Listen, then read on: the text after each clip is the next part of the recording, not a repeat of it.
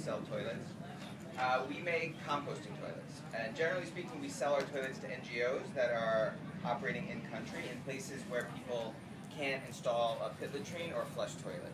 And so basically, if you could dig a pit latrine, dig a pit latrine. That's the simplest thing you can do. If you can put in a flush toilet and actually treat the water coming out of that, great, do that. If you can't do either of those things, there aren't a lot of options available for you, especially if you want to deploy something quickly. Composting toilets have been around for about 40 years in the US in this kind of technology. It's a Swedish technology, came from Canada.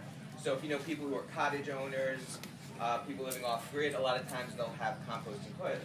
The problem was that this technology had never been applied to developing countries. So what we did is we took this existing proven technology that's been around for 40 years and we re-engineered the toilet so you can make it using local materials in the developing world or from Home Depot or Lowe's. It's using, in the States, we either make the outer shell out of 1-inch, half-inch HDPE recycled plastic, or we'll make it out of 3/4-inch plywood. And basically the difference between the two, the plastic's going to be a lot more longer lasting. It's also a bit heavier. So it's going to add about 50% of the weight to the unit. For this application, for you guys, going in country, you might be going to a place where you don't know where your next toilet is coming from. This could be an opportunity for you guys to bring your toilet with you. We bring them as luggage when we go on deployments. They basically come in two 50-pound bags. There's one that's flat packed, looks like a big massage bag, massage table bag. And the other one's a duffel bag with the drum and the bin and everything. This is obviously the small version. This is not to scale. I mean, it is to scale, but it's not like the actual size that you would use unless you were pooping like really, really small. I just brought it up here for demonstration. So it's just a spinning drum inside of a box. Not an actual demonstration. Not an actual demonstration. It's a spinning drum inside of a box.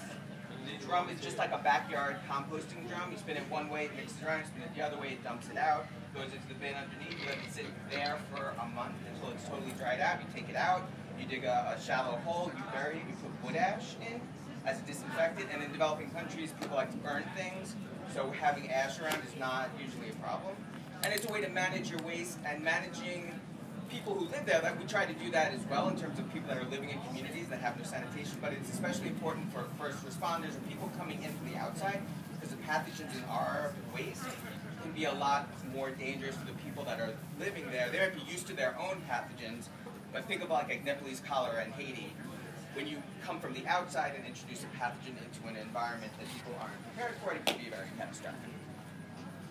Any questions?